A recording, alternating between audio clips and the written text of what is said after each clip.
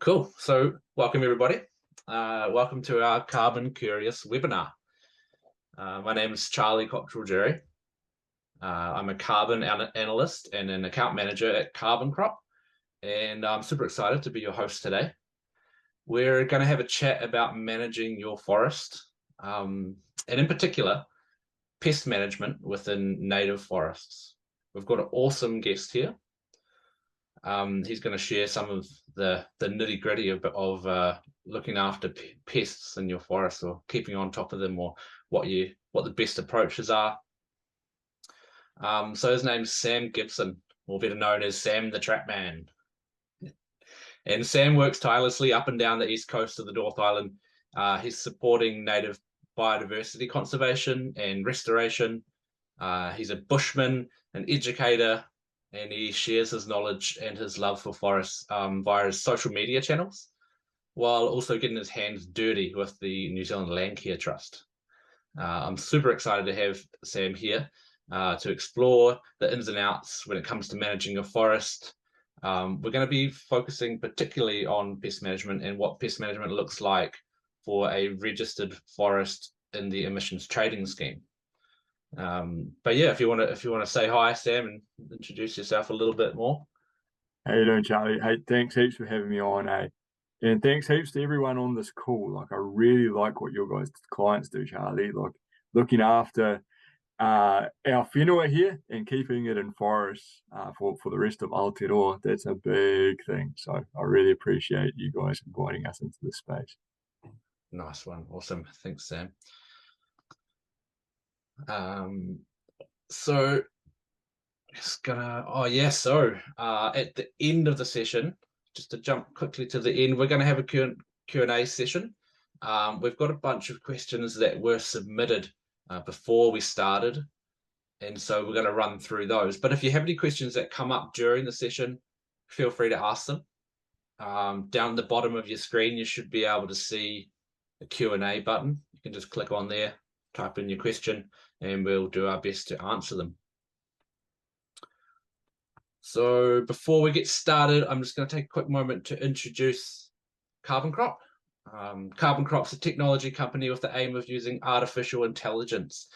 We help landholders pull 1 billion tons of carbon dioxide out of the atmosphere and lock it up in trees. That's our mission. Our focus is on encouraging New Zealand native reforestation to benefit wildlife, biodiversity, as well as improving agricultural resilience, restoring degraded landscapes, and boosting farm profitability. And we use AI technology to assess the forest, calculate carbon sequestration, monitor reversals, speed up the process of issuing carbon offsets so we can do it at scale. We want to do big. We want to get heaps of forest. Our ultimate goal is really to play a part in addressing the challenges of climate change. One of the ways that we make this happen is by supporting landholders to access the emissions trading scheme, to get their forests registered, to understand how that all works. The ETS can be a daunting beast, from understanding eligibility, getting registered, and sorting the ongoing compliance and administration. It's really easy for landowners to just chuck that in the too hard basket. So our mission is to handle all of this for our customers and make it as easy as possible so that people can really focus on actually being on the land and doing the work there rather than being in the office with the paperwork. So these are some cool figures on the screen at the moment, and it's something that I'm really proud of being part of. So the total ETS registrations in New Zealand are only 11% of these are native forests. So there's a huge gap there.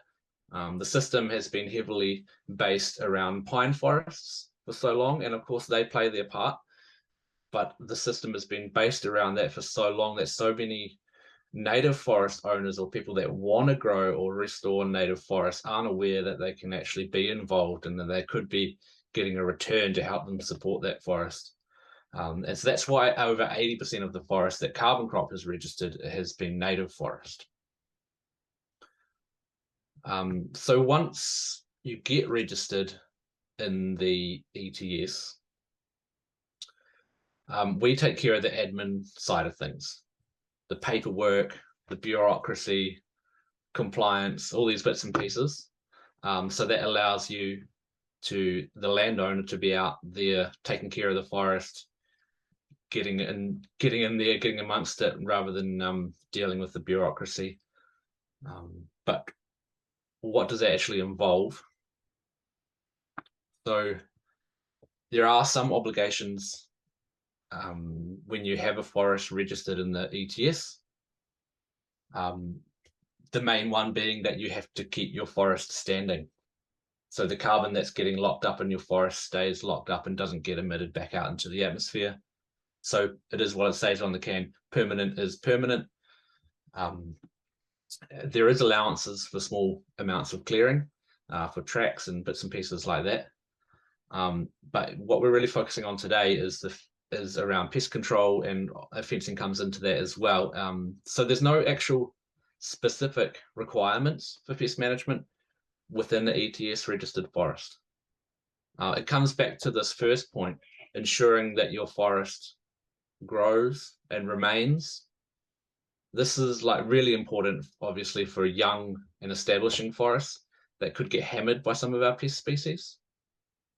It's also relevant for bigger forests.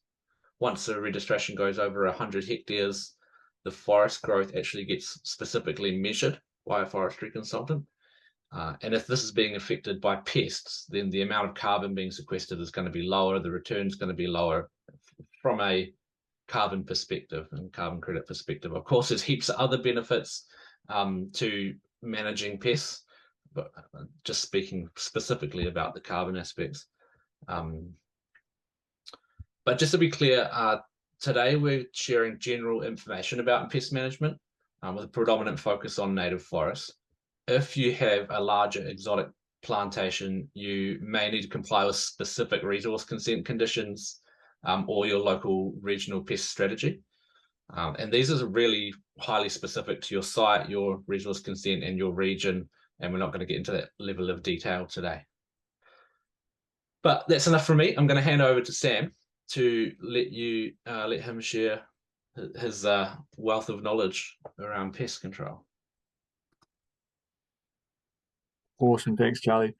So what I was hoping to do today is it's pretty incredible. We've all, like you guys being owners or managers of native forest stands, we probably have all dabbled with a bit of predator control, and we probably all killed our fair share of animals.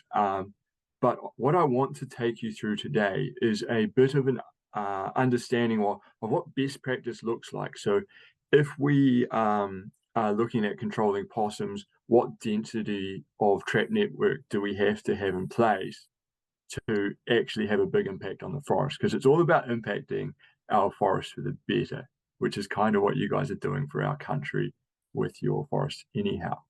So what I'm hoping to do is roll through a little bit of the unique situation that you guys are in with native forests, look at the intricacies with pines, and then roll through some of the predators and just the easy formulas and some of the trap types that can get you guys going on having massive impacts on your forest system, if that's okay. Is that what you want me to do, Charlie? Sounds perfect, bro. Cool, sweet. Let's click into the next bit, eh? So many folks are starting with young forests, with young native forests or planted native forests, and the real unique benefit to starting with a young forest is that they're actually low productivity systems. So they're not fruiting yet. So there's not a lot of food in the system that can fuel rats, and the rat numbers can't fuel the stoat numbers to be really high. So starting with a young forest system means that you're actually at a unique advantage already. Next slide, Charlie. The risk associated with that, though, is that if we think about a young forest, they're in a growth phase. And so growth phases need highly palatable leaves, because essentially that allows our trees to photosynthesize quicker. So your leaves are what's palatable. So you're likely to have lots of deer, lots of goats and lots of possums browsing on your young forest.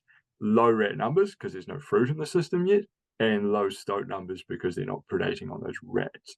So that's the real benefit of starting with a young forest. And there's a bit of a, as you can probably tell, there's a bit of a sequence in which you could implement your predator control. You'd probably start with possums until it gets to around 10 years old and it starts to fruit. And then you'll roll in your rat control and your stoat control on top of that. And we'll talk about deer, I think, in a follow-up webinar at another time, Charlie. Yeah, we can get into some more details there. Yeah, for sure. Cool. Next bit. So to compare that with pine, and many of you have chosen not to go with pine at this time, but some of you guys may have pine on your properties as well, is this is continually a low productivity system because there's no fruit. And even those understory species that may be present, they're not fruiting in abundance enough to impact the rat numbers. So pines means low rats and it means low stoat. So you might think that's an absolute win for a pine system. But on the next slide, we'll have a look at why that's a bit of an issue.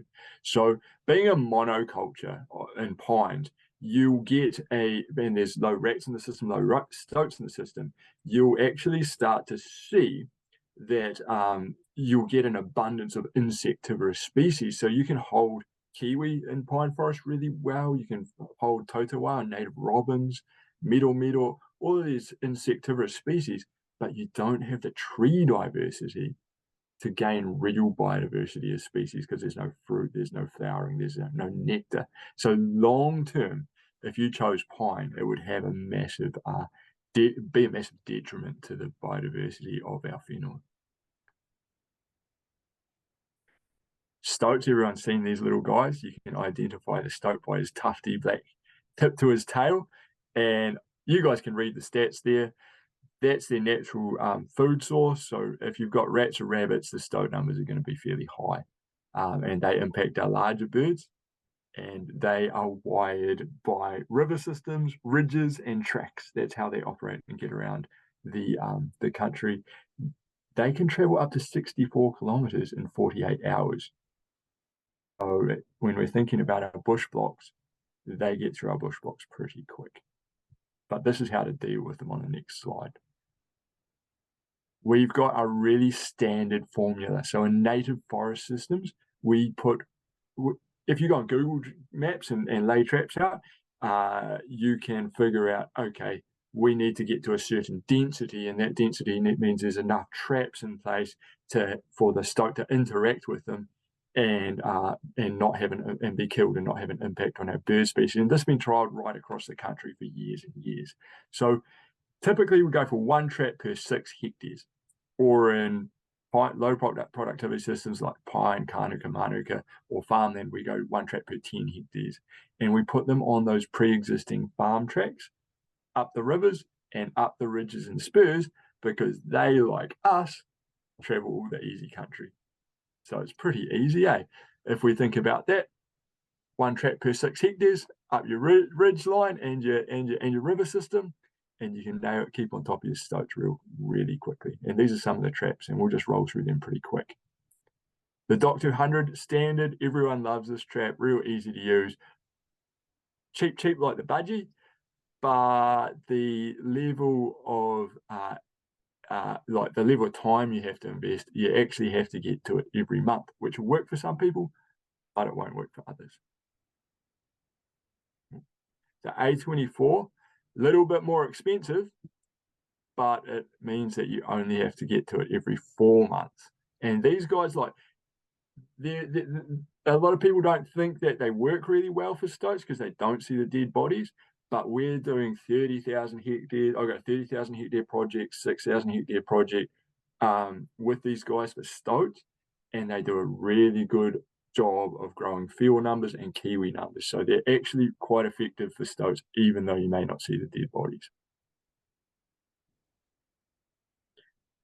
If you've got ferrets in your landscape, and a lot of people don't find that they've got ferrets in their landscape until they put out their stoat traps and they kill a ferret, then you also need to roll through a network of ferret traps. And so have placed stoke traps every 100 meters along those rivers, those tracks, those ridges. And all we do for ferrets is we go, oh, well, we're going to take every fourth trap out and we're going to replace it with a dock 250. So every fourth trap is a dock 250, and it's real easy to keep on top of your ferrets. But ferrets have a massive impact if you've got them in your system, because they'll hammer your kiwi, they'll hammer your blue duck, and they'll hammer all other small birds as well. They're real nasty critters. Cool, but nasty critters. I've just kind of talked through that, so that's kind of good. But make sure you're using 250s instead of 200s. It's just a size up from the 200. And the reason being is because those male ferrets, they've got this massive, like, muscular membrane on the top of their head. And if they get hit with a 200, like, you'll catch the females and the juveniles fine, but some of those bigger males, they need a bit more power, because otherwise they'll just push themselves out of the trap and run away, which we don't want happening. So you've got to have those 250s in the mix as well. And they're cheap like the budgie as well.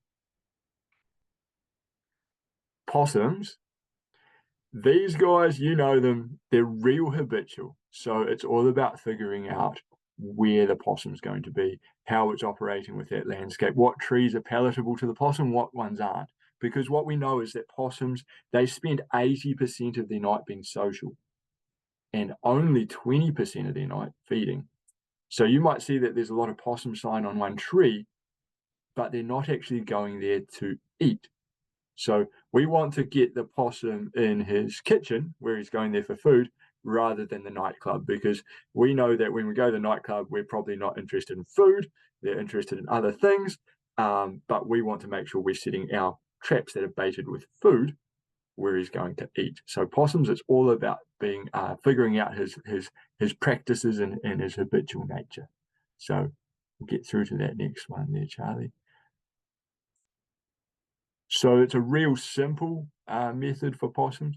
One trap per hectare on a 100 by 100 meter grid is best practice. However, that may not be necessary for your block. So that's what's needed to get kōkako operating, which relies on like heavily fruiting species. So you may not have the end goal of having kōkako, and actually a trap every 100 meters up those stoat lines is probably going to be sufficient for your needs. So you just overlay that stoat network that you were doing before with a possum at the same trap site. So you've got a stoat trap there and a possum trap on the tree next to it, and then go 100 meters down the track and same again. So that's actually, one trap per 6 hectares is pretty good, and you'll reduce the possum numbers significantly. You don't necessarily need to go 100 by 100 meter grid unless you're wanting to reintroduce some really sensitive species. That makes sense. Oh, and you want to identify those palatable trees. These people are tree people, Charlie? They know what a palatable tree is versus a non-palatable tree, So we're pretty good on that front. But don't get caught out with seeing scratch marks on a tree and go, yeah, that's a possum run, that put a trap there, because they may not necessarily want to interact with food on that tree. How would you know if it's a palatable tree or not? So I'd be looking for the likes of 5 or 7 fingers, like all of those ones that have soft, pliable leaves, or the ones like tawa, which may not have the most soft, pliable leaves, but they've got that fruit at that time of year. So you want to be looking for those ones that have those really soft, pliable leaves that we kind of would look at and go, yeah, if I had to eat these leaves, I'd be eating that tree. Whereas you kind of look at Cody leaves, for example. There's no chance we're going to eat those, are we? Makes sense, yeah. Sweet, we'll keep rolling through. There's a couple of options here. The Sentinel, in my opinion, is one of the most sensitive and most effective killed possum traps on the market. It's really cheap, but it takes a lot of tweaking. So you have to make sure that you can tweak the trap to make it spring off at a light spring off weight. So it's only if you want to put the effort in. Another option on the next slide is the Trapinator, which takes pretty much 0 skill sets at all, but it doesn't kill as good as the Sentinel, but it kills pretty well as well. And another couple of options coming up is the Tim's trap, which is really effective, especially when you bait it with fresh apple. And then after that, I think we have the Flipping Timmy. Again, that's just a tree set sentinel, and we're getting really good results with that as well. You'll notice we're using fresh apple or like your blue smooth lures, and both of those are effective. If you have the capacity, fresh apple is amazing and you'll get way better results. But if you're going to use a commercial lure, that blue smooth stuff is pretty good too. Rats, these guys are where it gets expensive, right? So if you're talking about stoats and possums, you're talking about 1 trap per 6 hectares. Most of us can manage that financially pretty well. Rats are 2 traps per hectare. So that gets really expensive, but this is where we get the gains for wider biodiversity.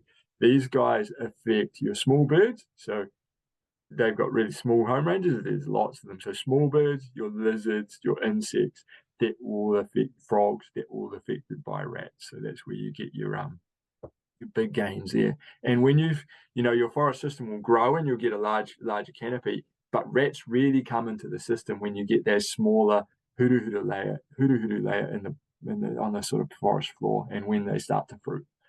We go to 2 traps per hectare and on a 100-meter by 50-meter grid. So you have lines 100 meters apart from each other and traps set at 50-meter intervals along those lines. Get away with 1 trap per hectare and lower productivity systems.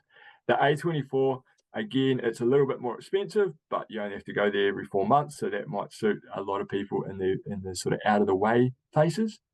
Our next one is our snap trap, which is really effective, really cheap.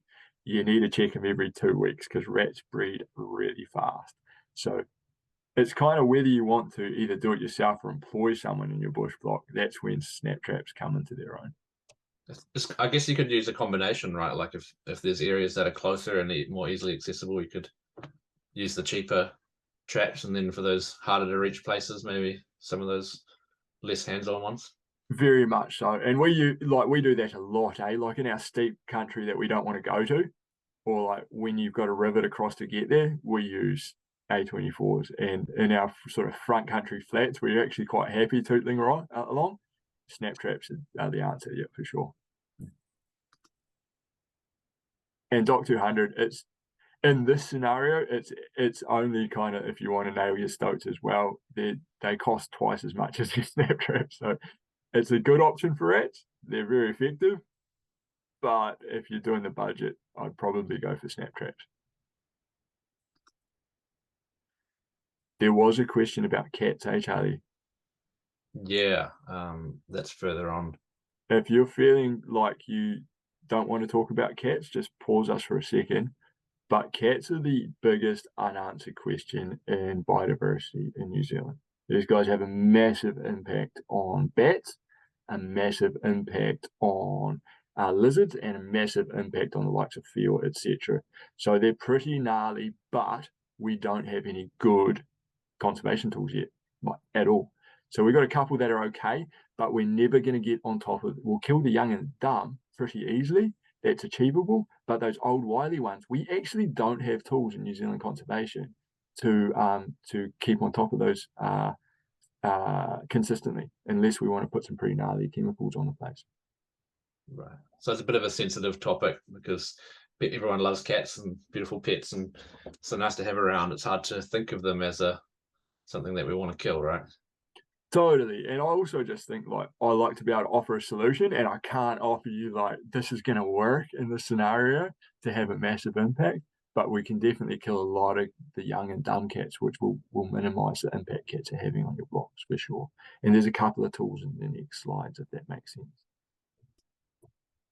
So I just put a trap at every 4th stoat trap. So we started off with a stoat trap, we overlaid it with a possum line. In between those, we put our 100 by 100 meter, 100 by 50 meter rat lines. But every 4th stoat trap, we're also going to put a cat trap. And that's a great enough density to keep the cats at really low numbers. Like in addition to the other traps, or instead in of? addition to, yeah, very much so. But we can also roll a cycle of meat lure through our possum network. and that will as well clean up, because a lot of the possum traps will still catch cats. But if you say, well, this month we're not going to put a possum lure in, we're going to put a cat lure in, and I find like fish heads are really effective because they've got to grab onto the fish head and pull it, whereas some of the meat lures, our cats will just nibble off. So I find that that fish heads, trout heads, or other surplus fish heads are really effective for cats. Yeah. Flipping Timmy, we're getting really good success on one of our projects with a flipping Timmy, and it's not too expensive. Again, we bait it with either salted venison or trout heads, and yeah, we're doing pretty well. We've nailed a couple of big scarred up toms, so they're pretty good. Yeah. The Steve Allen, this is a little bit tricky, so if you're not confident as with traps, this is bloody scary for your hands. But they're effective as well, and we use meat and fish heads as well. They're very effective. But you see that running board that we've seen consistently through both of those? Really great tool for cats. And hedge pigs will just get cleaned up on your stoat and your rat networks as well. Yep. Yeah. And weasels, they rely on, so they're only really found in your grass country. So where you got lots of grass, there's lots of mice, because the mice eat the seed heads of the grass, and then the weasels eat the mice. They actually get beaten up by rats, and they get beaten up by stoats, and they have a negligible biodiversity impact. They look very similar to stoats, but they're just not big enough to nail the big bird species. So they have an impact on our small birds, but when we're thinking about overall biodiversity, these guys have relatively small impact.